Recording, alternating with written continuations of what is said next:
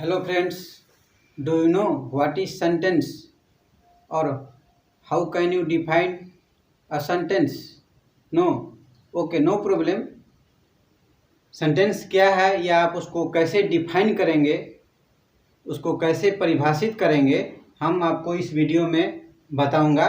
तो आप इस वीडियो को लास्ट तक देखेंगे, ठीक है। तो आप जानते हैं कि आप यदि कुछ भी बोलते हैं या कुछ लिखना चाहते हैं या कुछ बोलना चाहते हैं तो उसके लिए आपको वर्ड का ज़रूरत पड़ेगा, ठीक है, यानी शब्द का ज़रूरत पड़ेगा। और एक शब्द से आपका काम नहीं चलेगा, उसके लिए आपको एक से ज़्यादा शब्द का आवश्यकता पड़ेगा, ठीक है। जैसे एग्जाम्पल के लिए हम लेते हैं the park in are playing we. ये देखिए एक से ज़्यादा शब्द है, ठीक है। तो इसको हम लोग क्या बोलेंगे, एक से ज़्यादा शब्द है मतलब इसको शब्दों का ग्रुप बोलेंगे, ठीक है, यानी group of words. This is group of words, यानी हमको कोई भी चीज़ बोलने के लिए, किसी से कोई भी चीज़ बोलने के लिए या उसको लिख कर या बोलकर हम अपना कुछ भी बोलना चाहते हैं तो उसके लिए हमको अ ग्रुप ऑफ वर्ड्स का ज़रूरत पड़ेगा, यानी शब्दों का समूह। और उसी शब्दों का समूह को हम लोग सेंटेंस बोलेंगे, ठीक है। तो मालूम हुआ कि सेंटेंस किसे कहते हैं। जैसे ये जो है the park in are playing we, ये जो है शब्दों का ग्रुप है, यानी ग्रुप ऑफ वर्ड्स। तो इसी ग्रुप ऑफ वर्ड्स को हम सेंटेंस बोलते हैं, ठीक है। यानी कुछ भी बोलने के लिए हमको अ ग्रुप ऑफ वर्ड्स का ज़रूरत पड़ेगा, ठीक है, या ग्रुप्स ऑफ वर्ड्स का ज़रूरत पड़ेगा, यानी एक से ज़्यादा ग्रुप ऑफ वर्ड्स का भी ज़रूरत पड़ सकता है। वो डिपेंड करता है कि हम क्या बोलना चाहते हैं या क्या लिखना चाहते हैं, ठीक है। बहुत ज़्यादा बोलना चाहेंगे तो हमको बहुत ज़्यादा ग्रुप ऑफ वर्ड्स का ज़रूरत पड़ेगा, यानी बहुत ज़्यादा सेंटेंस का ज़रूरत पड़ेगा, ठीक है। तो जैसे एग्जाम्पल हमने लिया कि the park in are playing we, तो हम कहना चाहते हैं क्या कि मेन हम क्या कहना चाहते हैं कि we are playing in the park, ठीक है, हम ये कहना चाहते हैं। लेकिन यदि कोई इस तरह से लिखेगा the park in are playing we, तो ये सेंटेंस, इसको हम नहीं कहेंगे, ठीक है, इसको सेंटेंस नहीं कहेंगे, क्योंकि जो हम वर्ड्स रखे हैं, जो इस ग्रुप में जो वर्ड्स रखे हैं उसको हम एक निश्चित क्रम में नहीं रखे हैं, उसको एक सर्टेन ऑर्डर में हम नहीं रखे हैं, इसीलिए ये सेंटेंस नहीं है। और ये सर्टेन ऑर्डर में नहीं है इसीलिए इसका कोई मीनिंग नहीं निकलता, ठीक है। हम बोलना चाह रहे हैं लेकिन यदि इस तरह से हम बोलेंगे तो कोई नहीं समझेगा, ठीक है, क्योंकि इसका कुछ भी मीनिंग नहीं होता। आपको मालूम है, मालूम चल रहा है कि the park in are playing we, इसका मीनिंग क्या हुआ, नहीं, आपको मालूम नहीं है या नहीं, इसको मालूम नहीं चल रहा है, ठीक है। तो इसको हम सेंटेंस नहीं कहेंगे। ग्रुप ऑफ वर्ड्स है लेकिन इसको सेंटेंस नहीं कहेंगे, इसलिए कि इसका कुछ भी मीनिंग नहीं निकलता। इसको हमको इस तरह से लिखना होगा, जैसे we are playing in the park, हम लोग पार्क में खेल रहे हैं, तो ये हुआ सेंटेंस, ठीक है। इसको हम बोलेंगे सेंटेंस क्योंकि इसका मीनिंग निकल रहा है, ये सेंटेंस जो है मीनिंग दे रहा है। ये ग्रुप ऑफ वर्ड्स यानी शब्दों का समूह जो है मीनिंग दे रहा है, ठीक है। और इसका जो वर्ड है एक सर्टेन ऑर्डर में पुट किया हुआ है, यानी निश्चित क्रम में रखा हुआ है, इसीलिए इसका मीनिंग हमको मिल रहा है, इसका मीनिंग हम समझ रहे हैं, इसीलिए इसको हम बोलेंगे सेंटेंस। लेकिन इसको सेंटेंस नहीं बोलेंगे। ये ग्रुप ऑफ वर्ड्स है लेकिन ये कोई भी मीनिंग नहीं दे रहा है, इसीलिए इसको हम सेंटेंस नहीं कहेंगे। This is wrong, okay. तो इसीलिए ग्रामर हम लोग इसीलिए पढ़ते हैं ताकि कोई भी चीज़ हम लोग करेक्ट लिखें, ठीक है, या करेक्ट बोलें ताकि उसका कुछ मीनिंग हो। तो ग्रामर यदि हम नहीं पढ़ेंगे, इंग्लिश ग्रामर नहीं पढ़ेंगे, तो हम फिर इस तरह से लिखेंगे। क्योंकि आप इस सेंटेंस में देखिए, the park in are playing we, इसका कुछ मीनिंग ही नहीं है।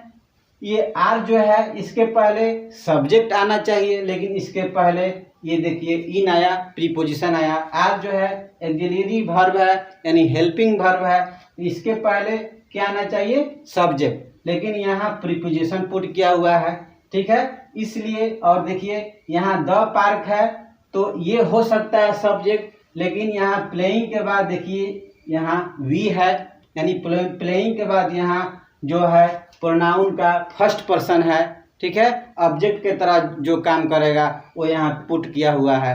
यानी ये जितना वर्ड है कोई निश्चित क्रम में नहीं है, सर्टेन ऑर्डर में नहीं है, इसीलिए इसको हम सेंटेंस नहीं कहेंगे, ठीक है। तो समझ में आ गया? सेंटेंस जो है ग्रुप ऑफ वर्ड्स है जिसका कुछ मीनिंग निकले और उस ग्रुप में जो वर्ड है उसका निश्चित क्रम में होना चाहिए, ठीक है। निश्चित क्रम में नहीं होगा, यानी सर्टेन ऑर्डर में नहीं होगा, तो उसका मीनिंग कुछ नहीं मिलेगा। इसलिए उसको हम सेंटेंस नहीं कहेंगे। सेंटेंस तभी कहेंगे जब उस ग्रुप का जितना वर्ड है एक सर्टेन ऑर्डर में पुट किया हुआ हो या निश्चित क्रम में रखा हुआ हो और उसका कुछ मीनिंग निकले, तभी उसको हम सेंटेंस कहेंगे। तो इससे आपको क्लियर हो गया कि सेंटेंस क्या है, सेंटेंस किसे कहते हैं, how can you define sentence, sentence को कैसे आप डिफाइन कर सकते हैं, उसका करेक्ट डेफिनेशन। तो इसके अनुसार ऊपर में हम डेफिनेशन लिखे हैं, आप इसको देख सकते हैं। A sentence is a group of words. मैंने क्या बोला कि सेंटेंस जो है ग्रुप ऑफ वर्ड्स है, यानी शब्दों का समूह है, जैसे कि मैंने बता दिया, put together in a certain order. यहाँ मैंने बताया कि जो उस ग्रुप में जो वर्ड है उसको एक सर्टेन ऑर्डर में पुट होना चाहिए, ठीक है, सर्टेन ऑर्डर में पुट होना चाहिए, हैविंग अ कंप्लीट मीनिंग, और उसका कुछ मीनिंग होना चाहिए, उस ग्रुप ऑफ वर्ड्स का मीनिंग होना चाहिए, तभी उसको सेंटेंस बोलेंगे। तो ये क्लियर हो गया। A sentence is a group of words put together in a certain order having a complete meaning, ठीक है। या शॉर्ट में भी हम उसको इस तरह से डिफाइन कर सकते हैं, जैसे कि है a sentence is a group of words giving a full meaning, ठीक है। यानी ये शॉर्ट, जब जो वर्ड्स है वो एक सर्टेन ऑर्डर में नहीं रहेगा तो उसका मीनिंग निकलेगा ही नहीं, इसलिए ये शॉर्ट डिफिनेशन है, ठीक है। ये छोटा डिफिनेशन है, इसको भी आप ले सकते हैं, रिमेम्बर कर सकते हैं। Sentence is a group of words giving a full meaning. एक सेंटेंस जो है ग्रुप ऑफ वर्ड्स है जो कि फुल मीनिंग दे रहा हो, ठीक है। ये क्लियर हो गया कि सेंटेंस किसे कहेंगे। ये देखिए सेकंड एग्जांपल लिख सकते हैं, I am going to Delhi, ठीक है। ये भी एक सेंटेंस है क्योंकि इसका मीनिंग निकल रहा है कि मैं दिल्ली जा रहा हूं। यदि ये इस तरह से लिखिएगा कि to Delhi going I am, इस तरह से लिखेंगे, इसका कोई मीनिंग है? नो, इसका कोई मीनिंग नहीं है। और क्योंकि इसका जो वर्ड है वो निश्चित क्रम में नहीं है, सर्टेन ऑर्डर में पुट किया हुआ नहीं है, इसलिए इसको सेंटेंस नहीं बोलेंगे। सेंटेंस इसको बोलेंगे क्योंकि इसका मीनिंग निकल रहा है, क्योंकि इसका जो वर्ड है एक सर्टेन ऑर्डर में पुट किया हुआ है, ठीक है। अच्छा, मैं तो बोल रहा हूँ कि ये सेंटेंस जो है अ ग्रुप ऑफ वर्ड्स है, ठीक है, लेकिन कभी कभी क्या होता है कि सिर्फ एक वर्ड्स को भी हम सेंटेंस बोल सकते हैं। तो कैसे बोलेंगे? देखिए, गो, कम, स्टॉप, लाफ, ये अलग अलग सेंटेंस है, ठीक है। गो अलग सेंटेंस है, कम अलग सेंटेंस है, स्टॉप लाफ ये अलग सेंटेंस है। गो मीन्स जाओ, कम आओ, स्टॉप रुको, लाफ हंसो, ठीक है। तो गो का कहने का मतलब आपको देखने में तो लग रहा है कि गो ये तो ओनली वन वर्ड है, तो वन वर्ड है तो इसको हम क्या सेंटेंस नहीं कहेंगे। जैसे डिफिनेशन ऊपर में मैंने बताया या पहले भी मैंने बताया कि ग्रुप ऑफ वर्ड्स को हम लोग सेंटेंस कहेंगे। ये भी सेंटेंस है क्योंकि यहाँ यू जो है यहाँ छुपा हुआ है, ठीक है। यू जो है यहाँ छुपा हुआ है।